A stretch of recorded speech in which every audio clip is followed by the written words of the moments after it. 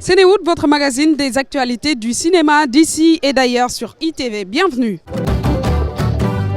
Au sommaire de cette édition, l'actualité du cinéma à Dakar, centre de convergence des cinéastes d'ici et d'ailleurs. Vous l'avez compris, nous parlons du festival international Dakar Court. Et oui, pour le directeur de ce festival, réalisateur et cinéaste Moulikane, ce festival est une vitrine pour les jeunes cinéastes de pouvoir démontrer leur talent, mais aussi de profiter des opportunités qu'offre cet événement. Nous irons également à la découverte du centre Yenenga, un hub de pôle cinéma, un cadre surtout d'accompagnement des jeunes dans la formation au métier du cinéma et de la post-production de films dirigé par le cinéaste et Alain Gomis. Oui, nous allons vous faire découvrir ce centre, c'est tout à l'heure.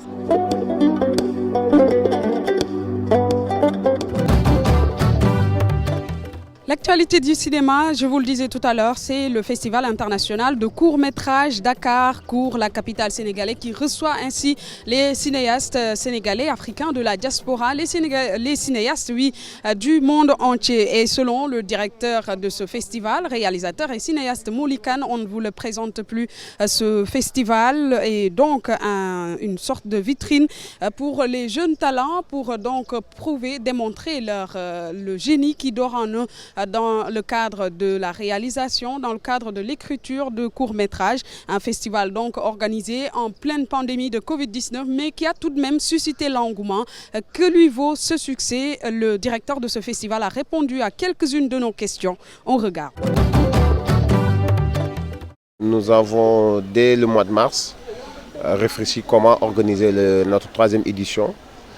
Vu la situation sanitaire mondiale, c'était compliqué pour l'organiser déjà, et parce que beaucoup de festivals d'ailleurs ont annulé leur organisation.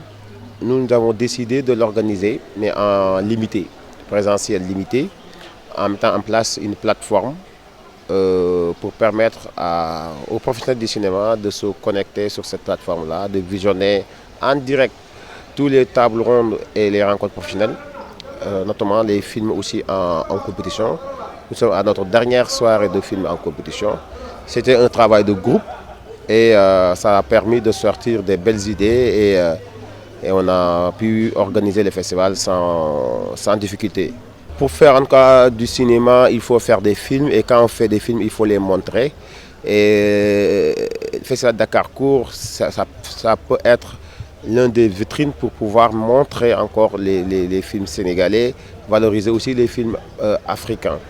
La finalité c'est quoi? C'est de faire monter le festival à un niveau comme les autres festivals respectés au niveau mondial. Nous sommes une petite équipe très jeune. Nous travaillons pour que dans les années à venir, le festival puisse être un festival de renommée. L'idée des talents Dakar Court, cette formation, c'est déjà de détecter des talents, de les réunir autour de Talent Dakar Court, parce que tous ces jeunes-là que vous voyez, ils sont au nombre de 30. Ils viennent du Sénégal, de partout, de Thiès, de Saint-Louis du Sénégal, de Kaolack, de Diourbel, de Tivaouane Peulh, de Dakar et de Banjul, de Gambie. Et du coup, on organise cette formation pour leur permettre en fait, d'être en contact avec le métier.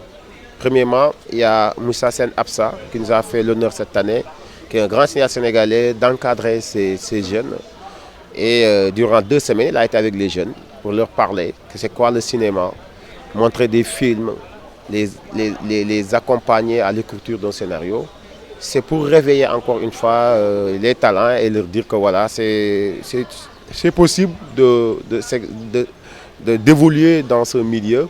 Il suffit tout simplement de se cultiver et de suivre des formations et d'être patient aussi. Ah bah, alhamdoulilah, dans l'ensemble, je peux dire ça a été, hein, parce que voilà, c'est des jeunes qui ont entre 18 et 27 ans qui organisent quand même un festival Dakar Court. Et on est à notre 3e édition. Cette année, c'était très compliqué parce qu'on se disait est-ce qu'on va le faire ou pas. Au final, on a dit on va le faire et on peut le faire. Et je suis satisfait du travail de tous les jeunes cinéastes sénégalais, en particulier ceux des ciné-clubs, parce que sans eux, bah, le festival n'a pas le sens d'être. Je suis très satisfait. Je remercie l'État du Sénégal, nos partenaires privés, nos partenaires comme l'Institut français de Dakar et l'ensemble des partenaires qui nous ont accompagnés, la presse sénégalaise aussi. À noter que le festival Dakar Court 3e édition a dévoilé les différents palmarès ce samedi. Le prix grec France TV du meilleur projet de fiction court-métrage a été attribué à La pierre précieuse de Babacar Andia. Le film Guakoulou du réalisateur Moïse Togo a remporté le prix du grand jury de la 3e édition Festival Dakar Court et Tang Djer de la styliste Selira Bikan a remporté le prix national Annette Baye d'Erneville.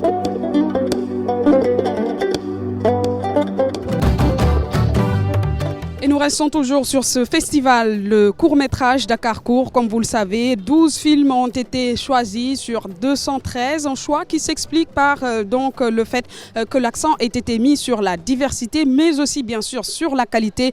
C'est ce que nous explique le cinéaste et enseignant-chercheur Dr Gorasek. On regarde. Je pense que la sélection est partie de ce besoin quelque part de diversifier. Diversifier quoi? Les thèmes, diversifier quoi? Les territoires et les possibilités qu'il pourrait y avoir pour qu'on ait un festival de qualité. Et je pense que c'est la qualité qui a prédominé, même s'il y a ces diversités-là, il y a la prédominance en fait de la qualité. Comment faire en sorte que ce qu'on va voir puisse véritablement intéresser n'importe qui. Et donc, la qualité, bien sûr, prime avant tout, parce que c'est une manière aussi de fidéliser un public, c'est une manière aussi de faire vivre de manière très longue un festival. Il n'y a pas peut-être des directives qui ont été données. On laisse ça à l'appréciation du jury. Et le jury a le devoir, à un moment, de rendre compte d'un palmarès qui prend en compte les 5 prix ou les 6 prix qu'on doit distribuer. Mais je pense que quoi qu'on puisse dire, on le disait tout à l'heure, c'est la qualité qui va devoir primer sur ça. Ce qui nous intéresse, ce qui est au plus haut niveau, c'est la qualité, ça ne reste que la qualité. Et je pense que les professionnels qui sont dans le jury vont vers ça. Et d'ailleurs, nous avons eu un avant-goût de cette discussion qu'on va avoir, pas plus tard qu'hier. On a eu une très belle discussion sur déjà les premières séances que nous avons vues la veille ici, par rapport à la diffusion de nos œuvres, par rapport à la diffusion de l'art et de la culture. Il est inadmissible, scandaleux même, à la limite, que l'on puisse se permettre de limiter en fait la culture ou bien les moyens de diffusion de la culture qu'à la capitale. On a l'impression que tout se passe ici, alors qu'il y a une attente très forte des autres régions, des villages, pour qu'il y ait du spectacle, pour qu'il y ait la possibilité aussi de rencontrer d'autres horizons, d'autres possibilités. Je pense qu'il est temps que l'on prenne cela en compte et que l'on arrête de faire de Dakar le seul endroit où pourraient se passer certaines choses. Les autres endroits, il va falloir à un moment trouver les moyens et la politique de faire en sorte que ces territoires-là puissent recevoir du spectacle, puissent véritablement être formés, parce que tout simplement, c'est des gens qui aspirent aussi quelque part à s'exprimer et à se voir aussi à l'écran. Dakar Court, ce n'est pas seulement des films en compétition, mais aussi c'est une opportunité de formation, d'offre de formation, de financement, de production de jeunes aspirants au 7e art, donc qui ouvre les portes aux jeunes talents. Nous avons pu rencontrer quelques-uns des bénéficiaires très enthousiastes de pouvoir participer à ce festival et d'en profiter. On regarde. Moi, je fais partie des 6 lauréats qui ont été sélectionnés après l'appel à projet par le CREC. Donc, on a été 6, on a fait un atelier de résidence d'écriture pendant le mois de septembre, pendant 2 semaines. Et à l'issue de cette résidence d'écriture, on a eu de nouvelles versions de nos histoires. Et aujourd'hui, donc, on faisait le pitch. Après, le but de ce pitch, c'est que le grec et le jury, ils vont sélectionner un seul projet qui sera produit et diffusé dans le canal, dans leur canal. Mais aussi dans le public, il y a d'autres producteurs qui peut-être seront intéressés par les autres 5 projets. Mon projet, c'est un court-métrage. Déjà, c'est mon premier court-métrage personnel. C'est l'histoire d'un jeune garçon qui a des rêves, qui aime vivre dans son monde imaginaire et qu'il y a toujours sa mère en tant qu'adulte qui est là pour lui rappeler qu'il est dans la réalité. Alors, c'est juste un enfant passionné de super-héros qui ramasse un sac, qui décide de le garder pour lui, mais sa maman, elle essaie de le conscientiser en quelque sorte à rendre le sac. Et elle utilise des contes traditionnels pour éduquer en quelque sorte son enfant, faire passer les messages. Il y a aussi l'émotion, la relation entre mère-fils, des thèmes comme le vide de, je ne sais pas, manque de paternité, etc. Des thèmes comme ça. Le festival pour nous c'est très important, en tout cas en tant que jeunes, parce que déjà on a l'occasion en tout cas de rencontrer des personnes ressources, de faire des rencontres, mais aussi de découvrir beaucoup de choses, de découvrir des films et de voir un peu comment un festival, comment ça se passe. Voilà les opportunités qu'on peut avoir. Donc c'est une très belle opportunité en tout cas de découverte, d'apprentissage.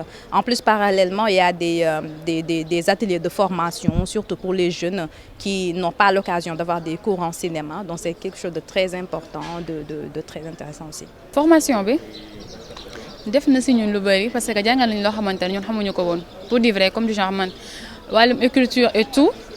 mën naa wax ni ci nu ñu ko jàngalee ni maa ngi commencé di maîtriser affaire yi nu ñu koy defee et tout c'est vraiment important.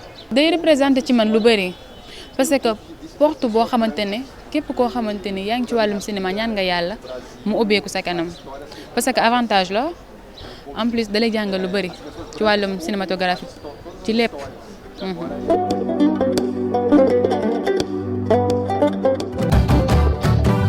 Dans les coulisses de Sénéwood, je vous le disais tantôt, c'est un focus sur le centre Yenenga. Ce lieu est appelé à devenir un hub du pôle cinéma à Dakar.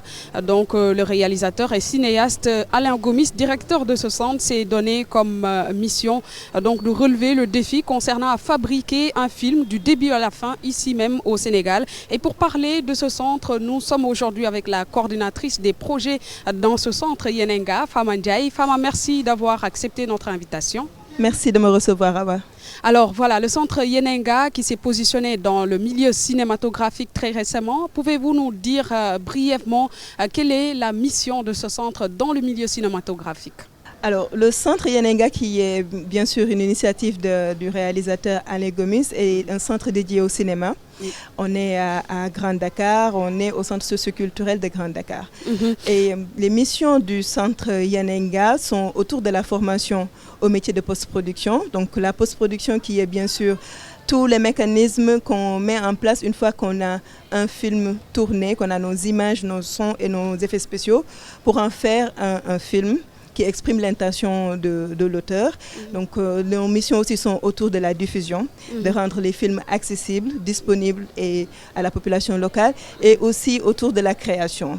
Et via cette mission de création, nous faisons en sorte que les films produits en Afrique, au Sénégal, ou à l'international puissent faire leur post-production ici, localement, au Sénégal, et ainsi réduire le coût de production des films. Une offre de formation dans un milieu où la demande est très forte, surtout ici au Sénégal. Comment se passe l'accès à cette opportunité de formation-là? Qui est-ce qui en bénéficie? Est-ce que l'offre de formation est sélective? Dites-nous un peu plus. Alors, la formation est dédiée aux jeunes artistes avec un début d'expérience en post-production. Donc on fait une formation professionnalisante, donc c'est pas une formation initiale. Nous cherchons des personnes qui ont un début d'expérience, qui se sont souvent auto-formées, des personnes motivées. Et cette formation se déroule sous 24 mois. Et nous avons une formation en montage image, montage son, et en mixage et aussi en étalonnage. Et chaque groupe, chacun de ces modules-là est composé de 6 personnes, ce qui fait au total 24 personnes qui seront formées pendant 24 mois à ces métiers de post-production.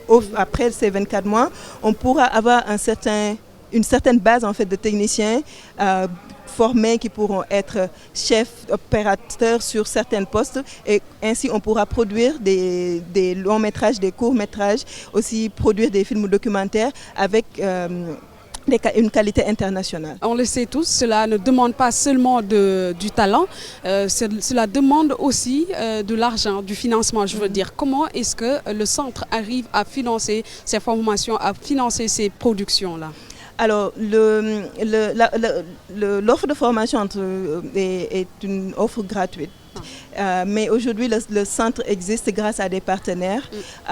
On a la ville de Dakar qui nous soutient, donc qui nous loge au centre socioculturel de Grand Dakar. Nous avons le FOPICA aussi qui fait partie de nos premiers partenaires. Nous avons l'AFD aussi qui nous accompagne, ainsi que d'autres partenaires culturels comme le Festival de court-métrage de Clermont-Ferrand qui nous accompagne depuis le début.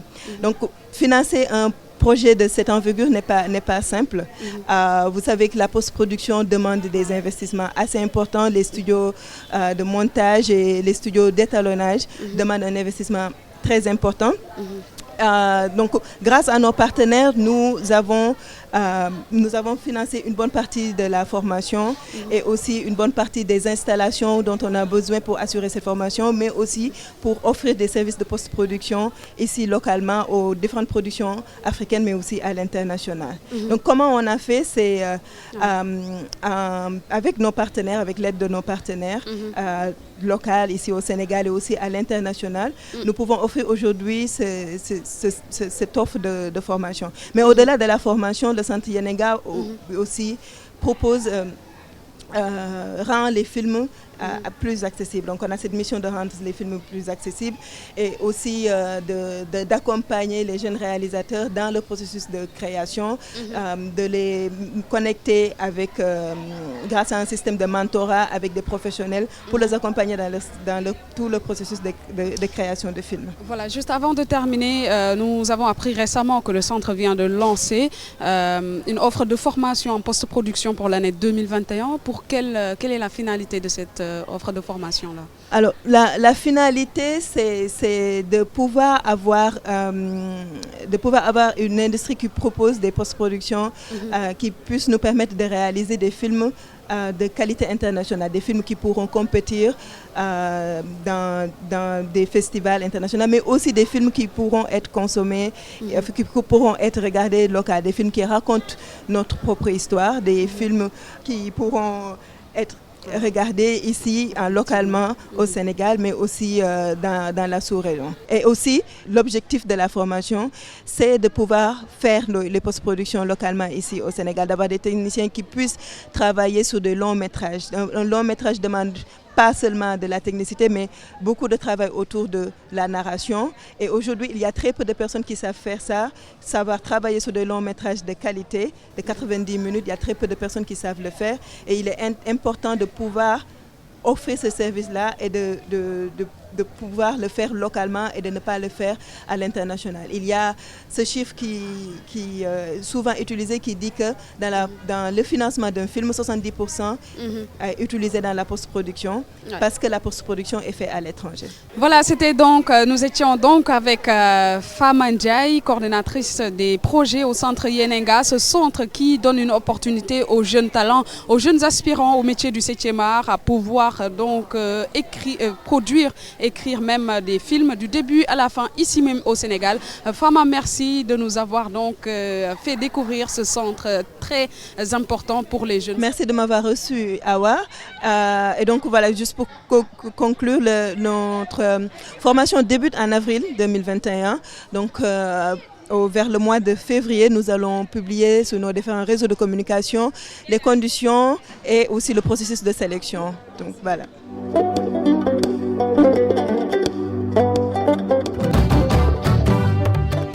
Clap de fin pour ce Sénéwood entièrement consacré au 3e festival Dakar Court 2020. Merci de l'avoir suivi. À bientôt pour d'autres actualités du cinéma d'ici et d'ailleurs.